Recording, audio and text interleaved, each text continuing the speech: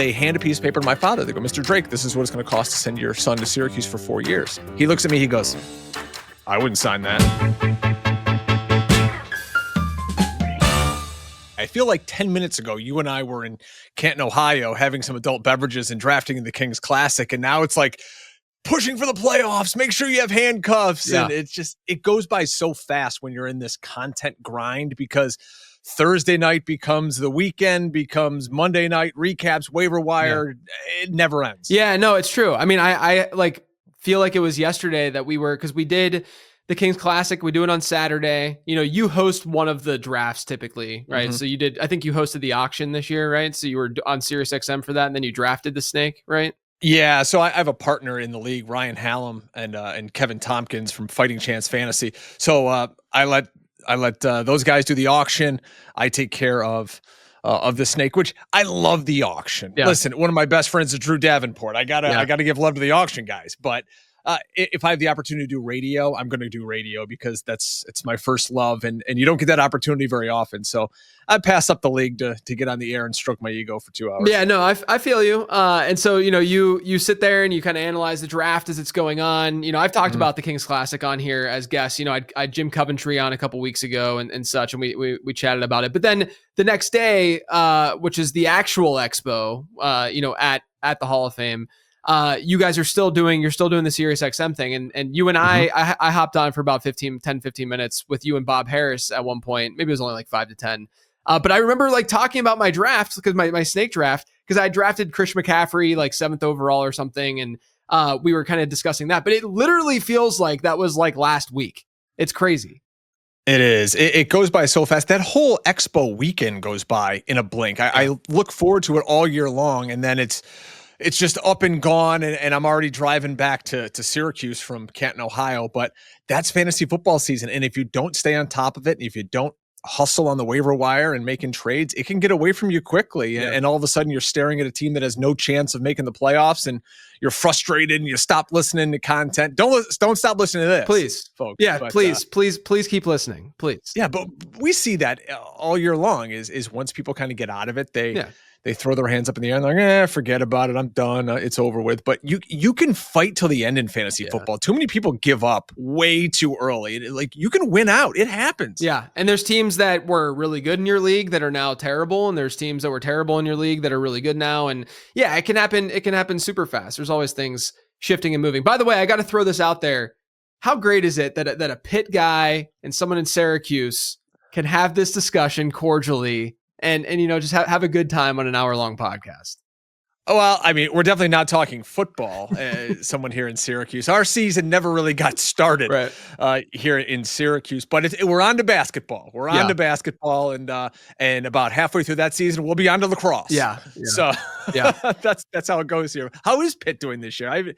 I mean, are you guys decent? Bad? We're decent. We're decent. We had a big game. Game day was at Pitt last weekend. I saw that. And they just got smoked by Notre Dame, which was expected. I mean, that'll be us this weekend. Yeah, like I had no thought that they were going to actually take down Notre Dame. But it also didn't really matter from like an ACC standpoint, because they have a couple games coming up that they'd have to win. I mean, I think their college football playoff probability right now is probably like 5%. So there's still some hope there if we can somehow win out. Syracuse has never hosted college football, college game day for football. Yeah. And we're like one of 4 Power 5 schools that have never hosted. Interesting. It. So you didn't obviously go to the game day this past weekend, but how cool would that have been if you were in college or just even a little younger and you can go experience? Yeah, I don't think that it was I don't think it was there when I was there. Which was like I was there when I was at Pitt when Pitt basketball, when Pitt Syracuse was really fun, you know, Big East time, you know, like when Pitt was like a 1 seed consistently, and you guys were great. Lost in the Elite Eight to Scotty freaking Reynolds and Nova, and it was horrible. But yeah, I mean, like it'd be awesome. The one thing with Pitt is that admittedly, like the football scene isn't as strong as the basketball scene, just because they play at now Acrisure, used to be Heinz Field. And where Pitt is at from a campus perspective, it's in Oakland. It's this area in Pittsburgh. And it's like a good, you know, it's not just like a mile. It's not like a walk away to get to the stadium. I mean, you have to literally we would take buses, like students bus over to the stadium. So it doesn't have the same kind of like college vibe as you would ideally want. Now, when I was there, Pitt played in the Big East Championship and lost to Cincinnati. It was a crazy game, like really, really crazy game. And so, but like that, and for that game, like it was sold out and it was crazy, you know, like 60,000 plus people. But most games are still, you know, it's just not the same kind of college vibe if you were to go to like Happy Valley or something like that. I know. And I wish I had that experience with college. And a lot of people think that I went to Syracuse, but I actually didn't go to Syracuse. I was accepted to Syracuse. This is a story that I'm sure a lot of you guys can attest to. Is I was accepted to Syracuse. I was going to go to the Newhouse School and become a broadcaster, like, you know, everybody you see on TV these days. I go to orientation with my father, who is a truck mechanic, right? Most blue collar family, grew up on the north side of Syracuse, went to, you know, impoverished high schools. If you saw the scores for these schools, you don't know how anybody ever got out of them. But they hand a piece of paper to my father. They go, Mr. Drake, this is what it's going to cost to send your son to Syracuse for 4 years. And he looks at me, and I had this program that I had over like a 1,200 of my SATs, and I had like a 90 average. So you get all this admitted aid and all this. He looks at me, he goes, I wouldn't sign that. Yeah. He looked at this 6-figure number that I would be saddled with for probably still to this day. And he goes, I wouldn't do that. So sight unseen, I went 45 minutes up the road to Oswego State University, where Steve Levy, Linda Cohn, Al Roker, those kind of guys went. Basically, anybody who couldn't afford to go to Syracuse just goes up the road to Oswego. And that's where I ended up going. But my heart is here in Syracuse. I've been a fan since I was a little kid, season ticket holder. And I still am a huge Syracuse diehard to this day, as evident by me being the only person in fantasy to know who Oronde Gadsden was before about 6 weeks ago. Yeah. I mean, so did you always had in your hearts to like, because obviously Syracuse, you know, they're known for like broadcast journalism and stuff. And is that something that, I mean, like even when you hopped on this, it's just like you have such a radio voice, right? Like you are so good on air, and the voice that you like. I'm much more of just like the casual podcaster type, right? And but you have the radio voice, like you have it in you. Is that something that you always wanted to do? Yeah, and my best friend and I were going to go to Syracuse together. He actually did go, and I wrote an article about this, and it was posted on the Huddle a few weeks ago. He died in a car accident. He was a news reporter and sports anchor here in Syracuse and just kind of getting going. And he went to school with the Anish Shroffs and all these Syracuse guys that you see being big time radio and TV personalities today. Like that would be him, but he was hit and killed by a drunk driver 20 years ago now. So I wrote an article about that, and I always wanted to go do that. And somewhere along the line, and I remember this, before he died, he told me, I had a job. I was working for a beer wholesaler. And I kind of just, I needed, you know, you got to get money. There's no money in media. There's none at all. So he told me, he goes, you're never going to get back into this. He's like, you're going to go and you're going to work at Budweiser, and you're going to get married to the girl that I'm married to now with kids. And he goes, that's where your life is going to go. And he was right, because you can give up on this dream so easily. And that's when I got back into fantasy football, and it allowed me to get into podcasting. It sort of was that glimmer of hope that I could do what I always wanted to do. And when I started my podcast back in 2017 with Dwayne McFarland, we did the Fantasy Football Hustle. We did that for 5 years. Somehow never won an FSWA award for best podcast, because some other guy on this pod kept winning it all the time. But we did get nominated. But that's what got me back into this is fantasy football. So I have this fun game that we love to thank for getting me back into doing the radio, doing podcasts, buying expensive microphones, and having a little bit of fun here in my basement. Yeah. Was that sort of like your journey into the space? Like, did you get going in 2017-ish timeframe, or was it before that? Yeah, this is a funny story of how I got started. So I was on Twitter back when Twitter was fun. This is 2017. And I'm following who is now my friend, Ryan Hallam, who has worked for Fantasy Alarm, and he started fightingchancefantasy.com. He posts, he goes, hey, I need someone to do a fantasy football mock draft, because Steve Gardner of USA Today, whatever happened, he bailed. He couldn't do it. So I happened to be sitting on my couch. I responded, I go, I'll do it. He thought he was talking to other content creators or other fantasy guys. I was just Joe Blow sitting on my couch. Awesome. So I joined this draft with all these experts. And then afterwards, he's like, who do you write for? I don't write for anybody. I'm a beer salesman. And he goes, "Well, do you want to write for me?" And I ended up doing a mock-up of the draft. And from there, and Ryan has helped launch so many careers, and he's the most selfless guy in fantasy. I love him for the opportunities that he gave myself, Dwayne, Kevin Tompkins, Casey Kasem, Corbin Young, who's won multiple FSWA awards. A lot of guys and gals came through Fighting Chance Fantasy. So I started writing there, and I said, I want to do a podcast. I love radio. The podcasts are just getting going. So I start doing the pod, and he goes, you got to find a guest. And I went out on Twitter and I found this guy who was putting out all these crazy stats, Dwayne McFarland. He had like 200 followers at some time, dude, right? some dude named Dwayne McFarland. Yeah. Right. So I DM him like, hey, brother, you want to do this pod with me? And it's the debut episode. He's like, sure. I mean, he's just kind of speaking into the ethos. Nobody knows who he is. Right. And he and I do the first show. And when it was done, I go to Ryan. I go, okay, cool. Let's find who are we going to have on next week. He goes, no. He goes, that's the show. He goes, get that guy back. Yeah. So Dwayne and I just sprung up a friendship. And I talked to Dwayne this past week. He called me. We talked for like an hour in my office. And we did that show for 5 years. And I quickly learned the secret to success in any business. Attach yourself to insanely smart people. Yeah, right. And they will make you look phenomenal. Yeah. I got to work with Dwayne for 5 years. And now I'm so proud of what he's done at Fantasy Life and all the stops along the way from Football Guys, PFF, ETR, and it helped our show. And we got to have incredible guests. And we had a podcast that people thought we had this legit podcast, JJ, because I went and took all of my contacts from guys I knew at Syracuse or my buddy worked at SNY. He's the director of everything at SNY. He made us this insane video opening for free. That would cost a normal agency $10,000. Yeah. My buddy, John Gay, who was a major market DJ, I went to him and I said, can you create, the opening and bumpers and all of that so our imaging sounds good? Yeah. So when we came out, people thought we were like this major to do, and we weren't. We were just literally two schlubs in our basement. We had insane guys. The only person in fantasy we didn't have on that show was you. Yeah, it's actually true now that I'm thinking about it. Yeah. I don't think I ever hopped on. No, we had Clay and Evan Silva and you name it. They all came on for Dwayne. I was just there for the ride. You stop. But it was his great work that got our doors opened, and I'm forever grateful for him. And from there. Once he went on and did his thing, what he's doing now with Fantasy Life, I decided, I didn't decide. I'm like, I got to do something here. I want to keep doing the show. Joe Dolan, who I met through the expo, he and I became friends, and we did a pod together. That led to me joining Fantasy Points. From there, I hooked up with my man, John Hansen, who I do a podcast with now, the Fantasy Points podcast, and it got me on Sirius XM. I've done shows there.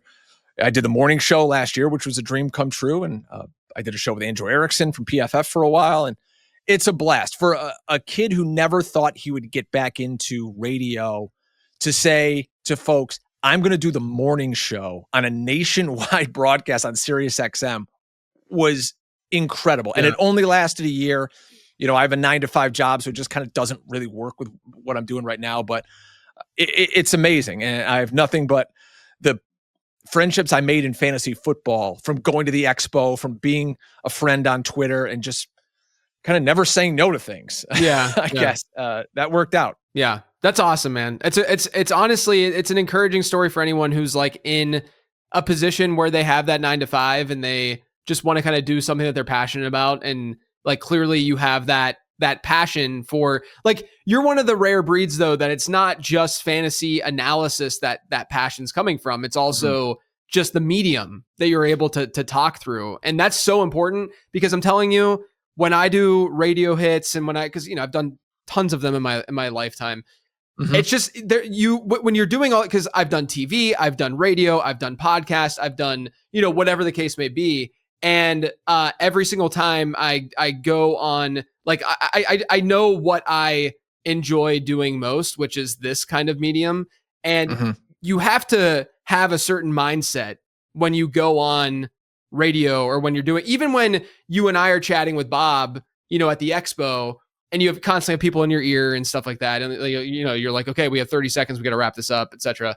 Like, that's a skill. That's a skill that people don't understand has to go on and happen with people that are doing things on there. And then there's also the, like I'm always in awe of Field Yates, right, on TV. Like he's just flawless on TV. And I don't say that because he's a friend and I'm trying to suck up to him. I've said this all the time that like his skill set, obviously he knows ball, but he's just so good at doing what he does and communicating these ideas the way that he does. And I think just that side of things is really important. Like being able to know how you want to talk about things and the way in which you want to talk about those things, whether it's how I'm doing it on the Late Round podcast or someone sitting on radio and doing it, that's all important. And that's what this package is all about whenever you're going out and doing fantasy content. And you really hit a sweet spot with my favorite thing you do is the transaction episode. I love listening to that because it's packaged in a way I can listen to it on my ride to work, make sure that, because I'm kind of doing that work as well, but I want to make sure I'm not missing something. Sure. So I love listening to it. And this is something we had to work with on the Hustle is let's give people really advanced analytics, but package it in a way where we're not scaring them off so much to, targets per route run or some of these advanced things out there that I've talked to a lot of my friends who are guys in their mid 40s and like, hey, did you hear this? Did you understand it? And I found that really in fantasy, people just want the smoke and gun. People are lazy in general. 100%. Yeah. Just tell me who to pick up. Sure. Tell me who to play this week. I know in fantasy, we want to educate people so they can kind of do it themselves and have the answers to the test in front of them. But oftentimes they just tell me who to pick up, bro. Yeah. Do you want me to pick up Luther Burden this week? Tell me why he's good. His route share is increasing the past few weeks, blah, blah, blah. Great.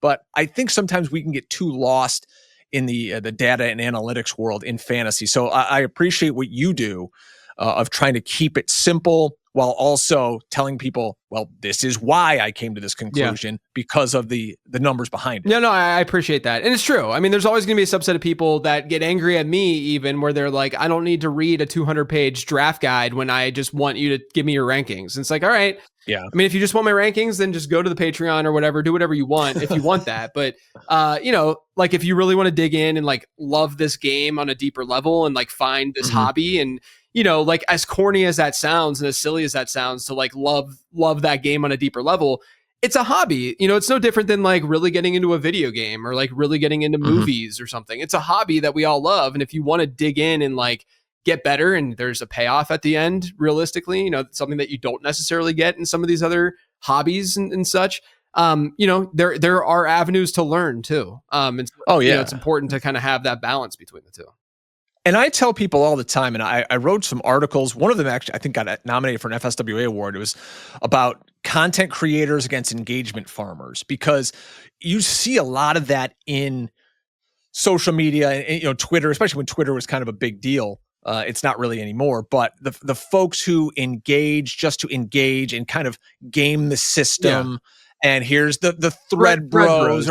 I told you last summer, which I love making fun of that. Last summer, I told you to draft this guy. Yeah. But there are folks who have figured out the algorithm, and whether it's on YouTube or Twitter or Instagram, and you might not have any idea who they are. Like, you are a big name in this space, right, JJ? People respect you. They know you do great work. You could go over to YouTube, and this happened to me last year. I was sitting in my hot tub, and I'm scrolling through, and some guy is answering start-sit questions, and people are paying him these, like, what do they call them, super chats, whatever, and they're paying him like $5-10 a pop. And this guy I've never heard of in my life is just raking in the dough because he's gamed the algorithm. He had super slick graphics.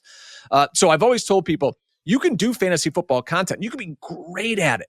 But until you get somebody who wants to pay you for that information, like, it's just a hobby at that point. It's not really a job. So, you got to take it for really what it's worth out there. And it's getting harder and harder with AI and, these conglomerates coming together, and people just, they don't want to pay for good content. I see people all the time. I've gone on job interviews for fantasy companies. Hey man, we want you to write 20 articles a day. We're going to pay you $5 an article. I'm like, brother, I got a wife, 2 kids, and a mortgage. Like, who are you talking to? Like, what? I'm not doing that. Not to sound like I'm a snob or something. I'm too good for it, but you also have to know the value of your time. Of course. So, that it's tough out there. And, kudos to you for starting your own business, really. And that had to be scary to say, I'm going to go out on my own and I'm going to do my own thing. And now you got Mr. Kitchens here helping you Yeah. out, and it's kind of it's a 2-man band now. But That's right. it's scary, man. I've thought about that a million times. Like, hey, how can I go do this on my own and maybe bring in a team of content creators and kind of build something out? But I mean, that's a hard leap to make when you've got a couple of young kids and these bills keep coming in. Of course. I was in a pretty fortunate position where, I had the podcast and I had an audience, and the leap of faith wasn't as much of a leap as it could be for others and stuff. And I'm really, really grateful for that. But yeah, I mean, like, it's still a scary thing. Any entrepreneur, anyone going out on their own and like doing their own thing, it's obviously there's a lot of question marks. But yeah, I mean, it's really good to hear your perspective on all that, though, because I think that there's plenty of people. I get emails weekly from people that are trying to do something in fantasy, that they're really interested in doing something, and hearing it from other people other than me, or, me like sitting down with you for a 30-minute phone call, or, emailing you back. It's good to hear all these different perspectives. This is late round perspectives after all. I love this. I thought about doing a show like this a while back because I'm a big Howard Stern fan. I love the way that Howard goes about doing his interviews with folks. And I often thought, and there's other people who have tried doing this sort of thing over the years, is, yeah, it's great. Oh, do you like this guy or that guy, or give me a sleeper? Like, that's great. But I've always loved finding people's process. Yeah. And I find that infinitely more interesting if you sit down with, a guy like a Field Yates, or John Hansen, or whoever, Dwayne, and you find out like what makes them tick. Yeah. What do they do? I'd love that, to hear that even with you, is when you sit down and you write that 15 transactions. Because really, when I, as a content creator, listen to that show, I go, all right, JJ writes an article and then he reads it. Like, that's essentially, pretty much, yeah. It's like my notes for the actual episode. Yeah. Like that. Yeah. A lot of my shows are like, because people are like, how scripted is it and stuff, and it's like parts of it are clearly scripted because I need to get certain data out and it needs to be like really succinct and stuff. But the 15 transactions one is even more so because I already have the thing written, so obviously I'm just going to read a lot of that stuff. Yeah, that's the key, is finding how do people come up with what they want to talk about, and being unique. I think in today's day and age, you can really microcast and find a niche. There's so many folks who are, or were, like, just say NFL beat writers. And now they've kind of even trimmed that down. They said, I'm going to make a Patreon or whatever else is out there these days, and it's just going to be about, let's say, the Eagles. Right. I'm an Eagles fan. Yeah. And there are so many of these folks who are, they can't get paid by the Philadelphia Inquirer anymore, or whoever, but they found fans will pay for niche content if it's very, very good.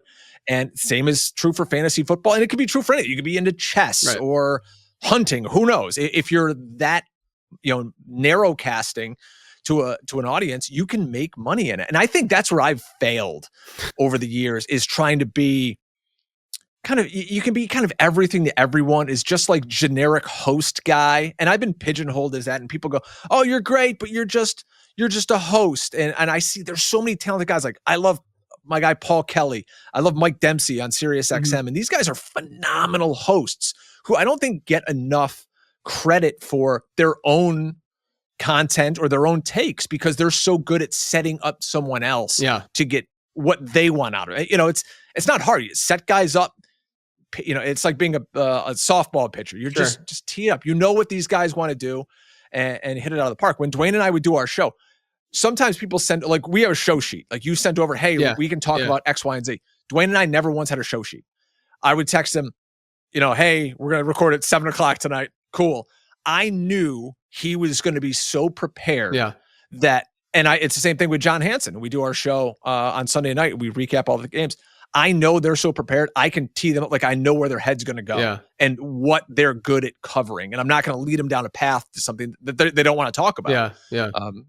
So it's, this is my favorite stuff. I could talk content and theory all day long. Yeah, no, I love it too. Obviously, I ran Number Fire and FanDuel's content business for a while. And that's the side that, like, people, from my perspective, that people don't see what I have come from. Obviously now I'm just mostly just doing the content stuff and just producing it. But there was a time in my life where it was a lot of the management stuff and the strategic stuff and figuring out bigger media plans, as opposed to just like, I got this newsletter and podcast, I just got to get this stuff out, and, the rankings and such. But I think that the moral here, though, is that there are a lot of ways in this industry to get yourself inserted depending on what your individual skill set is. And like I said, if you have a medium that you feel really comfortable with, like in my opinion, double down on that. Like like I said, I've done like TV and stuff. Hate it with a passion. It's just not for me. It's just not something that I'm good at. And I like having more casual conversation. Even radio. I don't love doing radio just because it's a very, it's segmented the way that it is. And it's harder to get some of the more robust takes that I might have and talking points that I might have out. Whereas this, I'm like, yeah, if we go an hour, great. If we go an hour and 5 minutes, not the end of the world either. I can at least be a little bit more flexible. Yeah, and the more that folks can do different things as well. If you're listening to this and you're a wannabe creator or you're just getting started, if you can edit video, if you can edit audio, if you can make thumbnails, like that all goes a long way, because there's so many people that can't. I know when we first started doing our shows and things, I would outsource the thumbnails and because I wasn't good at it. And I'm like, someone's got to help me out here, because I knew that you needed a good thumbnail to kind of get going. And now that's a whole gimmick is, the goofy face on a thumbnail on YouTube. But yeah, there's so much content out there for folks, and there's no gatekeepers anymore. Yeah. You don't need someone to necessarily hire you to say, like, oh, how do I work for Fantasy Points? Or, I work for Fantasy Pros. I do some work for them now too. And you don't have to. You have Instagram. You got Twitter. You got YouTube. Right.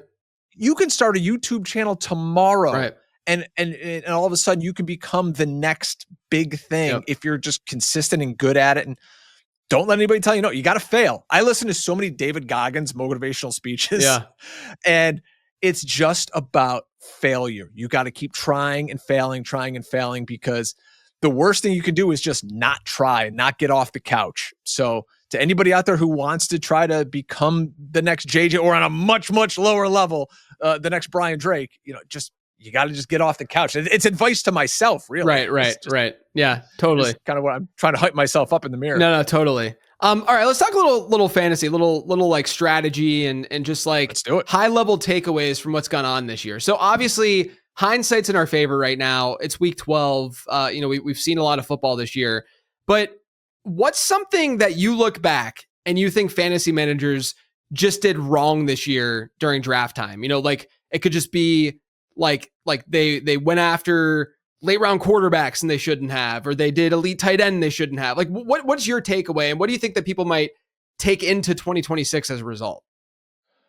I think partly fantasy content creators led the casual player fan down this road. And it's because we are so excited to do best ball and we get this best ball brain, and that bleeds into redraft. It impacts ADP and it pushes up players with some narratives that we create in April, May, June. So I think we overlooked a lot of players who were healthy and in great spots. So of course I'm referring to Christian McCaffrey, Jonathan Taylor. These are guys who finished at number one at their position at some point in their career. And these guys during the summer, I know CMC crept up later, had like round 2 ADPs. Yeah. So I think we looked at a lot of situations where guys had like garbage time touches, or maybe they weren't even that talented, but the volume was there for whatever situation. Chase Brown comes to mind, Brian Thomas Jr. We assumed that volume would be there again this season, but we didn't take into consideration maybe quarterback play. Was Mac Jones, the creator, Brian crazy. Thomas Jr., Chase Brown. So I think, we just looked at the wrong things. Instead of looking at who's really good at fantasy football, we got to stop looking at who needs planetary alignment to come through. And I think maybe next year we'll look at it and just go, hey, are you good at fantasy football? And I say that because I've got a guy in my home league, shout out to the Alcoholic Haze, who has made like 4 moves all season long, but he's in 4th place and fighting for the playoff spot. I don't think the guy pays attention to the league at all. Like I've had to text him like, bro, you need to set a lineup this week. But what he did, he drafted Jahmyr Gibbs in the 1st round. He's got JSN on his team. He didn't drop TreVeyon Henderson.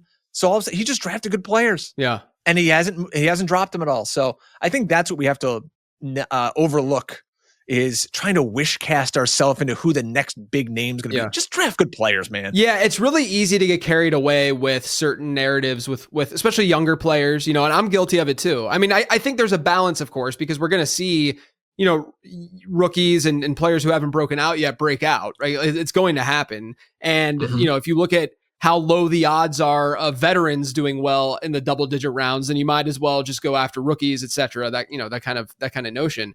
But there is definitely, and I think that like the best ball stuff is an interesting thing that I think a lot of season long analysts are going to bring up during the offseason, is that, it's the slappies, right? The best ball slappies who go out there and they start touting the Jaden Blues and the Brashard Smiths of the world, because in that environment, it might not be that bad of an idea, because you might get a few usable weeks from those players, even if they don't have full-time roles.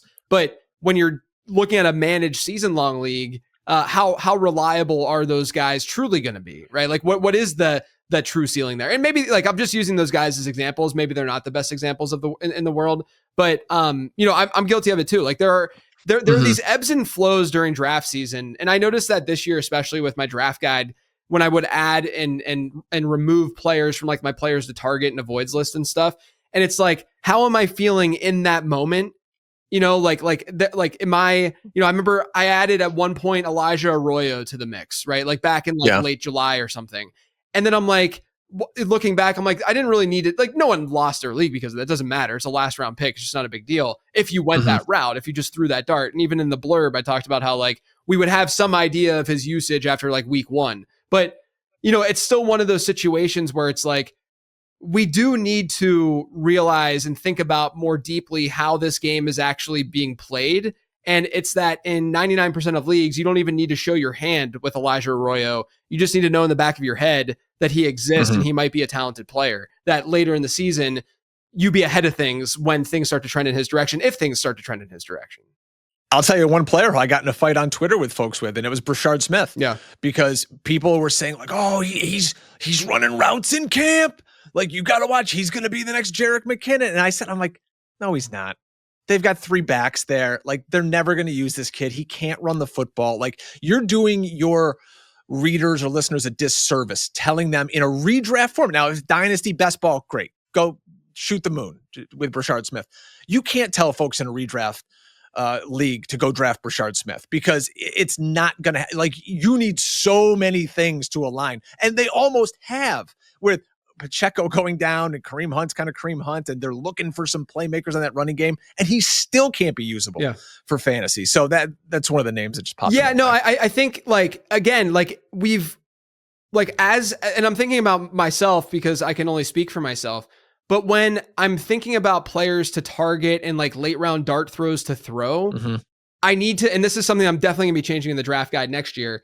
I need to almost categorize those players as more of like a keep an eye out for / target, actually target and get in your league. You know what I mean? Like Brashard Smith being a keep an eye out for, even a early on Ja'Cory Krosky before the the ADP rose, like keep an eye on him. Like it's certainly not a bad idea to say like, okay, yeah, like his ADP might rise. You might gain a little equity if you're drafting right now. Like keep an eye on this player versus let's go attack, because when we say let's go attack, we're almost watering down the other players that are also being bucketed in that same group. For instance, a J.K. Dobbins, right? Who was another, like, so if I have, a JCM or, pre-ADP spike and a J.K. Dobbins, then someone might see that as interchangeable, but it's not interchangeable at all. And all of that's being driven by my rankings and such. And you can just look at those and get an idea of like where to draft those guys.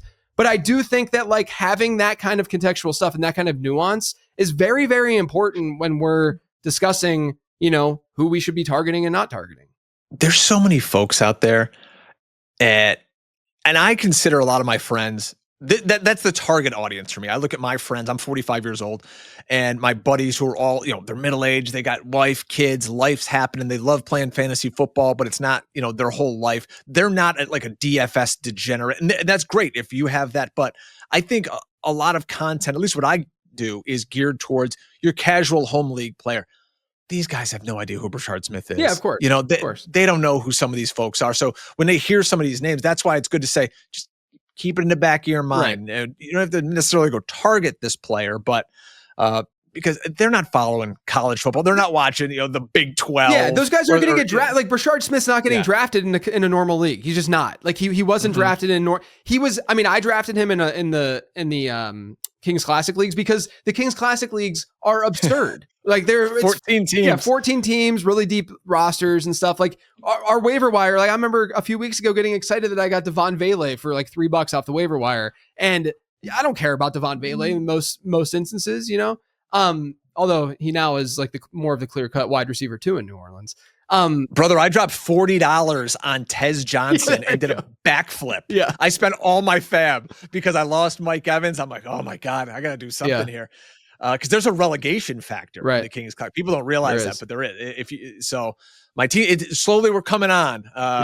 We've won a couple of games in a row here. You're doing well. You won it last year. Aren't you like first or second place? I won it last year and I'm in first this year. Yeah. So we'll see. We'll see. I had a really tough loss last week though. Like I went up against the downside of having these deep rosters is you go up against these players that would never be started in normal lineups and stuff. So I went up against, not only did I face Josh Allen, who put up like a 44 burger, but I also faced both Giants running backs against the Packers, and they both had very usable performances. And I lost by like 2 as a result, but I'm still in first, still sitting in first. Yeah, you'll be fine. You'll be fine. Yeah. I'm trying to sneak it. I went from like, oh my God, this team is terrible, I might come in last place, to now I'm like, I'm a game out of the playoffs. Yeah. Oh yeah. It's still pretty tight. Yeah. It's all still pretty tight. So you mentioned what you think people might have done wrong. We talked about the slappies and stuff. Is there anything that you're going to take into 2026 based on what you've seen this year that you might change versus some other seasons that you've played? It's funny because this kind of goes with your whole gimmick here is the late round quarterback. And for maybe the last 2-3 years, I've been on the train of, and I know you've been pushing this as well. Hey, middle rounds, round 3, 4, 5, get that kind of the end of the rushing quarterback, the Jaden Daniels, Jalen Hurts, because they just offer that premier upside. But I think you're missing out on a level of player, maybe in that range, a JSN, where you could have just waited a little bit later and gotten the Drake May that everybody knew was going to break out. I have leagues now. I'm starting Flacco. I'm starting Jacoby Brissett, and you're really not losing all that much. So I think, I'm not saying I'm going to go back to late round quarterback, but I'm going to not be the first guy in my league to take a quarterback. And also, if I can do anything else, it's to be more patient. I'm a guy who likes to make 1,000 moves in my league. Like in my home league here that I care more about than breathing. I drafted Woody Marks. I drafted Bashal Tootin. I drafted all these guys. Like people didn't even know who they were when I'm calling out the stickers, right? And now, of course, none of them are on my roster. They're starting for other teams, and I'm sitting here trying to pick up, Tyrell Shavers, for my wide receiver 3 tonight. Yeah. I mean, look, it is difficult, and that's something that I've really tried to preach over the last few years because doing late round fantasy football has really opened my eyes to the way that the everyday player plays, because I'm super active in Discord and talking to people literally constantly throughout the day. And I see how they react to news items, and I see how they react to games. And it's opened my eyes so much to the fact that like patience really is the number one trait of a good fantasy manager. Just being able to ride it out and stick with what is, and I wouldn't say that like you do that no matter what. It's really about patience and timing, right? It's about understanding when it is time to give up on a player, and so on, and the type of player that you would be giving up on. Like if it's a rookie, you'd be more patient with rookies than you would a veteran player, et cetera, et cetera. So I think it's a really, really good call out to make. Let me ask you this about where we're at right now in the fantasy season. The NFL, there's going to be teams that are just out of the playoffs by the time championship week happens, even semifinal week happens in fantasy football. Do you ever get nervous about teams shutting down players, like truly shutting them down? Are there any players? This is a question I get all the time. Are there any players that you're nervous about this year that might get shut down as we inch into the fantasy playoffs? So this goes back to a tried and true theory that I've said for years about fantasy football, and it's don't hitch your wagon to players on bad teams. And it sounds very, very simple, but at the end of the day, if you have players and you look around, you're like, oh, I got a lot of players on the Commanders, or I got, guys on, I mean, just pick a bad team, Houston or whatever, teams that aren't great. and then you're like, oh my God, like what could happen here? But you also can't play scared. Now, will Jaden Daniels return? I don't know. Well, I wouldn't bring him back. Right. The same, I guess, could be said for Joe Burrow. It looks like Joe Burrow could potentially come back. And I love that. But there are situations where I look at a guy like Breece Hall, and Breece Hall is an impending free agent. He does not want to be in New York next year. Who's to say Breece Hall just all of a sudden he's like, the calf is a little tight today, the last few weeks of the season. And, all of a sudden he gets shut down. So I think that's why you need to be in a position where if you have, handcuffs or that position of flexibility where you can load up maybe on some running backs or receivers that can still play, you have to be paying attention out there. But for the most part, no, I don't really pay too much attention to if somebody gets shut down, because let's say, hey, it's week 16 or 17.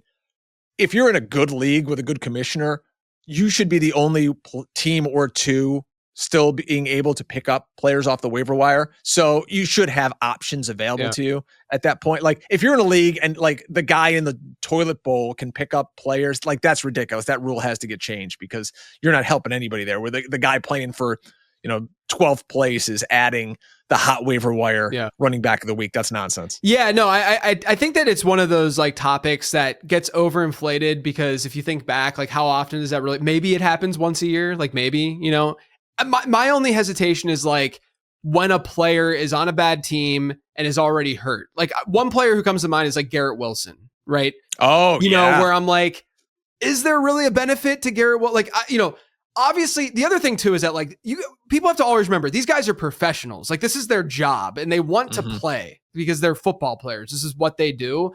And so like if Garrett Wilson is 100% healthy and he feels great, they're gonna play Garrett Wilson more than likely. But if there's any doubt, like any doubt in your mind or their mind that something could happen, then they're gonna err on the side of caution in those scenarios. I had a guy. This is last week. A guy I'm in a league with, and I'll give him a shout. His name is Boy Green. He does a huge Jets podcast and YouTube. He has, all sorts of guys on this show.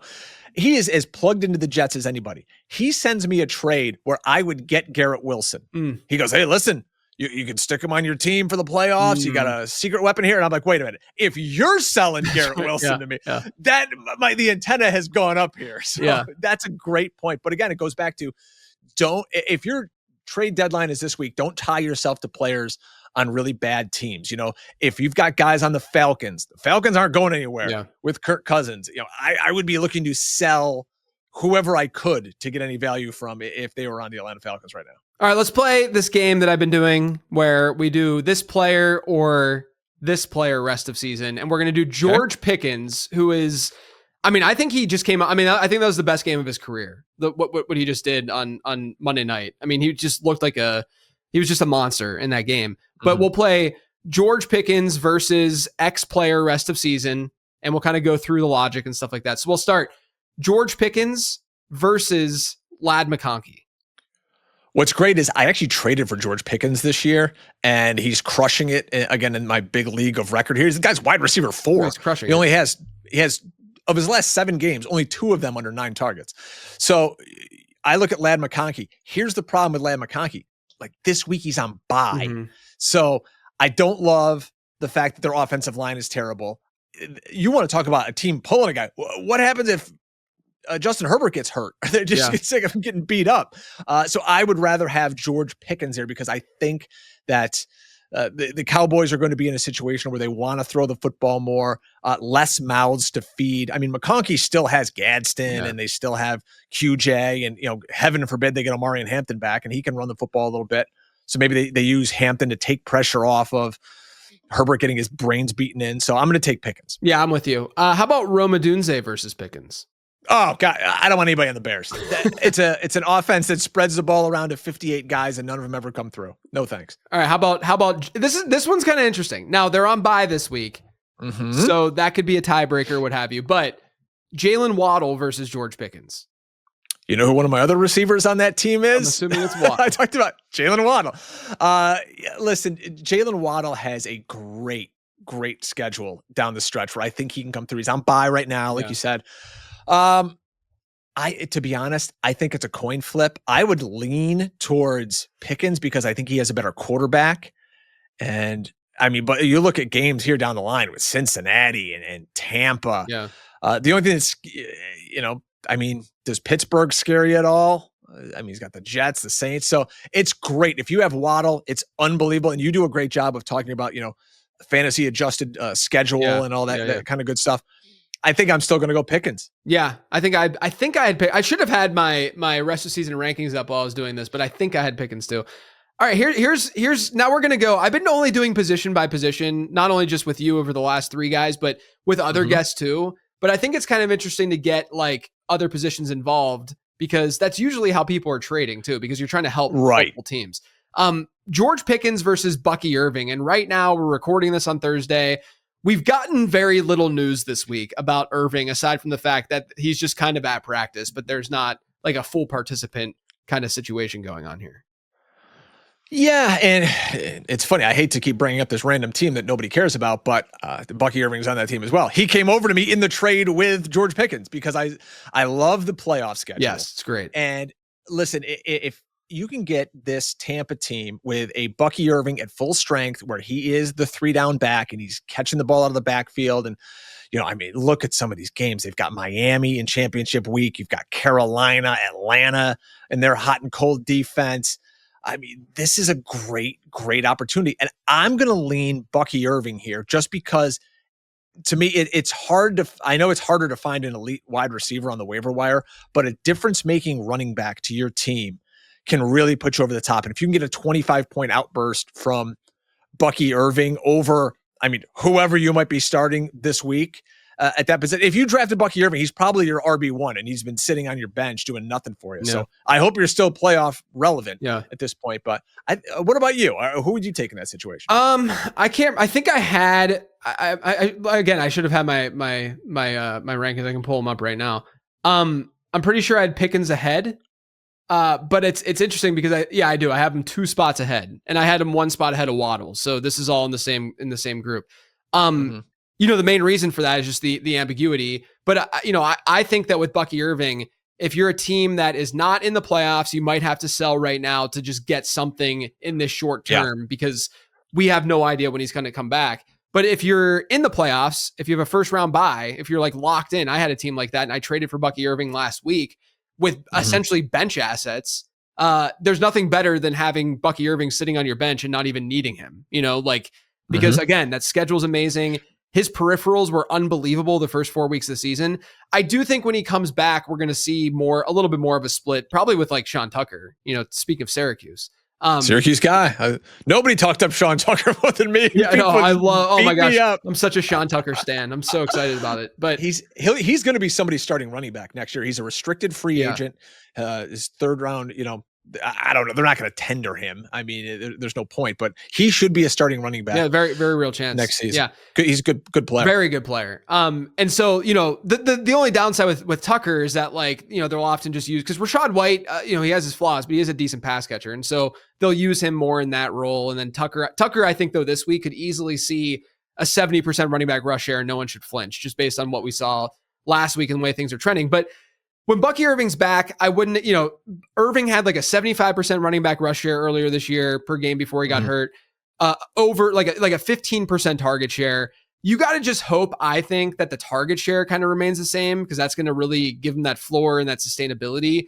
And then maybe the rush share drops a little bit because they're worried about him getting banged up. And it's a little less risky, him as a receiver versus him between the tackles. But still, if you get 60% running back rush share and a 10% target share from Bucky Irving with that schedule, and I'll be talking about this on the mailbag episode if anyone's listened to that, but that to me is still very, very valuable with that schedule that they have. So if you want to take a chance, I understand going with Bucky Irving there. It's definitely roster specific out there. 100%. I'm sure you get all these folks in your DMs asking you questions of like, who should I trade X for? And you're like, I don't know. Right. I don't know. It depends what guys in your league need.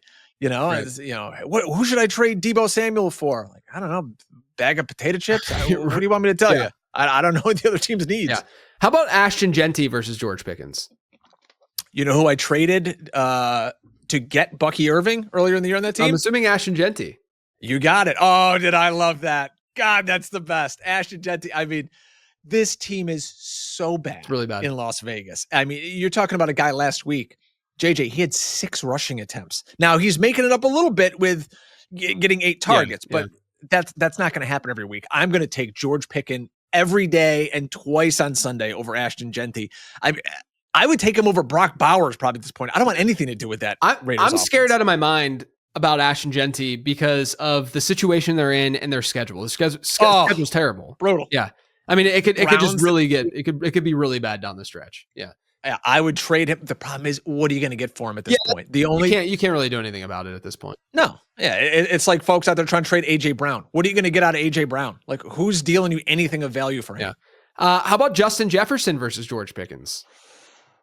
Talk about another guy. See, Justin Jefferson at least has the name where if you want to try to trade him in your fantasy league, I don't trust JJ McCarthy at all out there throwing fastballs at guys from 5 yards away. I'll take George Pickens. Yeah, I think that one to me is probably the closest one so far. Just because they're like, again, their schedule is so good that if JJ McCarthy does figure it out and it does click, which we sometimes see happen, I'm not super optimistic. I sent a tweet out. I've officially passed JJ McCarthy in the official JJ Power rankings after last week. I think I'm ranked like 8,470th or something now. But yeah, he's struggling. So I can understand someone not wanting Jefferson. How about Emeka Egbuka versus George Pickens? Emeka Egbuka, by the way, is still like PPR wide receiver number 8. And, he had a down week a week ago. You look at what they have going forward. They're going to get back Bucky Irving. So maybe that could, spread the offense out, add a little consistency to the offense, allow them to create more on first down, sustain more drives. I still think I'm going to go Pickens here, though, JJ. That one's tight. This one's really tight for me, but you can see maybe it was Baker being injured or whatever it is. George Pickens isn't giving you a wide receiver 71 weeks like we got a few weeks ago. Yeah, there's such a floor with that Dallas offense. There is. You got to feel good about it. How about Derrick Henry versus George Pickens? Again, another guy who could get game scripted out of any game going and give you 6 points because all he did was run for 60 yards. Again, I love the schedule going forward. Yeah. It would depend on it. Do I need a running back in this time of year with that schedule coming up for Derrick Henry? If I needed a running back badly because I just lost whoever and I'm still kind of in the mix, I could make that trade. Yeah. And here's the last one. Your Eagles, Saquon Barkley or George Pickens? Oh boy, Saquon's on that same team too. Yeah. Everyone's going to know this. They're going to love and ride and die with my Alcoholic Haze fantasy team. Listen, it's been tough. The offensive line's beat up in Philadelphia. The OC is a dope.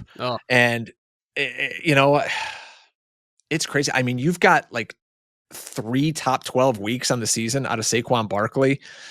But the schedule's so really good going forward. Really you know what though? I think the Eagles somehow figure it out. Give me Saquon Barkley. Let's just talk about the Eagles really quick. Like, do you think they figure it out rest of the season? Do you think that, because there have been random sort of stretches like around that time where they faced Minnesota and around there where they were more pass heavy. And then it seems like post bye, they've gotten back to their run heavy ways and their obnoxious ways. If you look at year over year numbers, they're running fewer plays because they don't have Kellen Moore anymore. And Kellen Moore loves to keep up pace a little bit.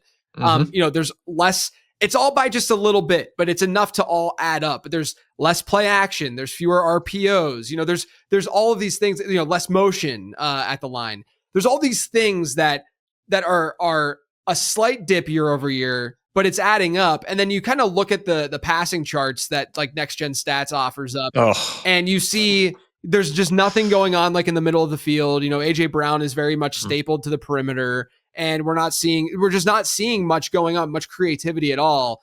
Do you have hope, as someone who obviously is very in tune with what's going on with the Eagles? Do you have any hope that they do get better? Do you think is it a Patullo thing, or is it or is it a talent thing going on there? No, it's not a talent thing at all. Could you imagine if Sean McVay was calling an offense with Saquon Barkley, skinny Batman, and AJ Brown with Jalen? I mean, the Eagles would score 60 points a week. And then they were like right now they're bottom 10 in the league in percentage of drives that end up in scores. both field goals and touchdowns. I mean, They ridiculous. lead the league in 3-and-out percentage. Yeah. I mean, it's a joke. You can just call the plays out. Now, I was just listening to Greg Cosell talk about the Eagles offense, and he said, he goes, this looks like a 9th grade offense. Yeah. And he said, it's 100% on scheme. When you look at the route concepts that these guys are running, Yep. it's just broken. And this is the Nick Sirianni offense that when Sirianni first was hired, again, Sirianni, not a play caller when he was hired by the Eagles, came in, tried to call plays. That didn't work. So they handed it off to Shane Steichen. Then they try, Shane Steichen gets hired. Let's bring in Brian Johnson. That was an abject failure because he was placed with, hey, run the Sirianni offense. Yeah. This Nick Sirianni offense does not work. They get rid of Brian Johnson. Hey, let's bring in Kellen Moore. Kellen Moore. Thank you. Kellen Moore is a name, by the way. This has happened to me for 3 years. Anytime I try to think of Kellen Moore's name, I somehow blank out. There is this blind spot in my brain. At one point, I had to write it down when I was doing the Sirius XM show because I would always forget his name. Yeah, I see it.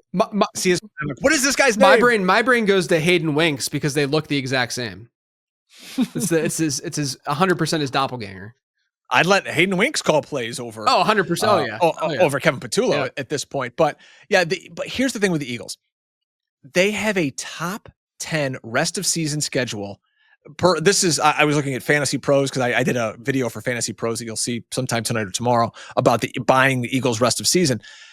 They have a rest of season schedule that's top 10 at every position. It's number 1 for tight end and it's number 2 for wide receiver. Yeah. And you get 2 matchups with the Commanders going forward. So can this offense support 2 wide receivers and a tight end, though? I don't think so. Yeah. But I think Philadelphia can win because they have, in my mind, the best defense in the league and they have the best GM in the league. So they have the best talent in the league.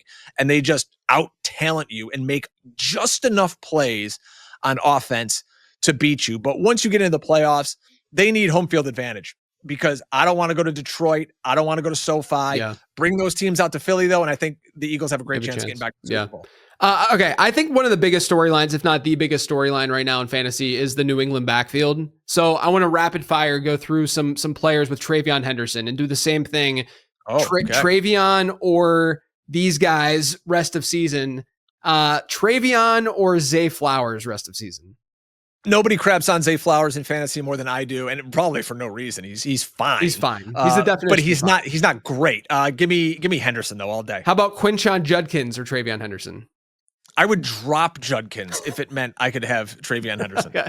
How about Tedero McMillan? This is an interesting one after last week's game versus TreVeyon Henderson. Yeah, that one's a little tougher. But again, do I want to be tied to Bryce Young, who's not going to drop back and throw 40 times? I'm still taking Henderson. Yeah, I have Henderson ahead. Also, I do think with the Henderson stuff, it's one of those situations where you have to look at range of outcomes and say to yourself, okay, the median outcome might be this, but there is a high end outcome where they're just like, no, we're going to give them 70% of the team's running back rushes and a 12% target share. And if we see that, it's just rocket. I mean, speaking of great schedules, I mean, the Patriots running backs have an awesome schedule rest of season as well. Okay. TreVeyon or Breece Hall? I don't think Breece Hall finishes the season. Like I said, he's going to fake some kind of injury. Henderson. How about TreVeyon or DeAndre Swift? I do like people buying Swift rest of season, even though their schedule is not the greatest, but his role is outstanding. That said, I'm going to take Henderson in every guy here, just because the upside is so great for a 30-point performance. There might be one that's going to be pretty interesting. So George Kittle or TreVeyon Henderson? It's tough to take a tight end. I love Kittle. I think Kittle's great, but it's tough to take a tight end there. Yeah. Brock Bowers, you just mentioned that you're not super, like you're just low on Vegas. Would you go TreVeyon over Brock Bowers? Yeah, because there's the guy we're going to talk about later who I think I could pick up off the waiver wire and stream for the rest of the season. How about, okay, this is the one that I think is, we won't talk Ashton Genty because I know how you feel about Ashton Genty now. Yeah. Chase Brown or TreVeyon Henderson? What could really help Chase Brown? If Samaje Perine I knew Samaje Perine's out for the rest of the season. I think I'm going to lean Chase Brown there because, again, schedule's great. We're getting Burrow back. And now we've got 3 straight weeks where he was a top 12 running back in fantasy, he being Chase Brown. So I think in that scenario, you can lean Chase Brown and feel okay about it. Yeah. All right. Give me 2 players right now who are flying under the radar as possible fantasy football playoff winners. So the first one I just mentioned tight end, and I think there's a lot of good tight ends who can be league winners going forward. Obviously, Tyler Warren's got a great schedule going forward. I think Darren Waller coming back could help a lot of people at being a big red zone threat. But the guy I'm mentioning is Juwan Johnson. The schedule's not great, but I don't think that matters. He's got a 15% target share playing with Tyler Shuck. He's running 75% of the routes. He's their only red zone weapon. When you think about it, scored, I believe, in 2 straight games. So they don't have anything else. It's Chris Olave and it's Juwan Johnson. He's like tight end 7, I believe, on the season. So he's available in 40% of Yahoo leagues currently. He's number 1 on somebody I would go out and make sure you could pick up. And you could start him going forward. Yeah, no question. I realized, so I published my sleeper show, and I realized immediately after it published, I was like, oh my gosh, I had Juwan Johnson on my list for this week just because of what you talked about with his usage and stuff. And I just completely forgot to talk about him. So I'm throwing Juwan Johnson out there also for those of you who want to, I track my sleepers and stuff. We'll throw him out there as another play. All right. So Juwan Johnson, is there anyone else that you're looking at? This one may get me kicked off the show. I'm going kicker. Oh boy. Kicker, baby. Oh boy. And let me tell you why. Kaimi Fairbairn. All right. He's only 52% rostered on Yahoo. He has a schedule with just 1 game outside of a dome for the rest of the season. Monster leg, offense that can easily stall out. This guy's always a top 5 kicker. And he's got 4 weeks already. He's hurt a little bit. He's had 4 weeks already, JJ, where he scored at least 14 fantasy points. If you're in a league that still plays in a kicker, and I know I got several of them, go look on your waiver wire because, listen, all the points matter. I read a streaming defenses article. Streaming defenses matter for the playoffs, and so does your kicker. So I was trying to rack my brain, like who could be different and unique. And listen, Kaimi Fairbairn could give you an edge in the playoffs. And if he goes out and drops 18 on somebody in week 16, that's going to propel you to the next round. You can't overcome that when your kicker drops 15 plus points. Look, my subscribers, like the people in the late round fantasy football Discord, are going to be overjoyed that you brought up a kicker because I don't do kicker rankings. And I told them over the summer I was going to build a kicker model, and I did not build that kicker model. And so yeah, I mean, I'm glad that someone on the show is giving kicker advice. That's good. So the defensive streamer article I do at Fantasy Points, another gentleman, I believe it's Tom Simons, does a streaming kicker thing, and they just kind of like tack that onto it. But people think because it's mostly my article that like I do kicker, so I get a zillion kicker questions now. I'm like I don't know anything about this. I just know Fairbairn's really good and he's available and he's going to play indoors for the rest of the season. Yeah, that's very funny. All right, before I let you go, give me one bold prediction for Week 12. All right, let's set social media on fire. Bold prediction for Week 12: Shedeur Sanders throws for less than 150 yards, but the Browns win the game anyways. Because the Raiders offense is JV level bad. And then all you're going to hear about is Sanders getting the W, but his stat line, JJ, is going to be like 11 for 30 for 125, a touchdown and 2 picks. Man, Sanders wins in his debut and does nothing. They're going to like return a punt for a touchdown and they're going to kick 6 field goals. Yeah, something insane, something ridiculous. I mean, look, his I said this on the show earlier this week. His completion rate over expected last week on, 14 or however many attempts he had, 20 or like 16 attempts, was the second lowest of any quarterback this year. The lowest came after Shedeur played, and that was Jared Goff against your Eagles. That was the lowest completion percentage over expected this season. Yeah, I mean, I get it. Listen, I made a lot of money off Elon Musk with a Shedeur Sanders tweet that got like 4 million views. But that guy's a lightning rod for whatever reason. Yeah. And listen, he's not ready to play. Neither is JJ McCarthy. Right. They both need reps. Yeah. So we got to give the kid some grace because it's just, he was forced into things at Colorado. He's not that great. Nope. I said that when I was breaking down Travis Hunter coming out. I said, listen, he was catching jump balls from a terrible quarterback, but he's going to be in there and we'll see what he can do. I just don't think the Raiders defense is good enough to get after him because he does have a competent play caller and head coach. So I think they'll find ways to scheme around Shedeur Sanders. And hey, could be a big Quinshon Judkins week. Let's see what happens. We'll see. Well, this was awesome, man. Let everyone know where they can find you, what you're working on, all that good stuff. You can find me on Twitter at Drake Fantasy. I'm on TikTok. I do a Sunday TikTok for Fantasy Pros. Yeah, I'm the old guy on there doing that. That's at Drake Fantasy. Instagram, Drake Fantasy Football. You can find me there. I do the Fantasy Points podcast with John Hansen every Monday. I do an article for The Huddle. I do articles for Sports Kita. I do stuff for Fantasy Pros, some fun videos there. So I'm all over the place. I am whoring myself out. If you've got $1 and you need a guy to give you some bad fantasy content, come see your boy, because that's what I'm here for. Love it. Love it. You can find all my stuff over on lateround.com. Make sure you subscribe to the podcast, to the YouTube channel, youtube.com/@lateroundff. Otherwise, everyone, as usual, thanks for tuning in.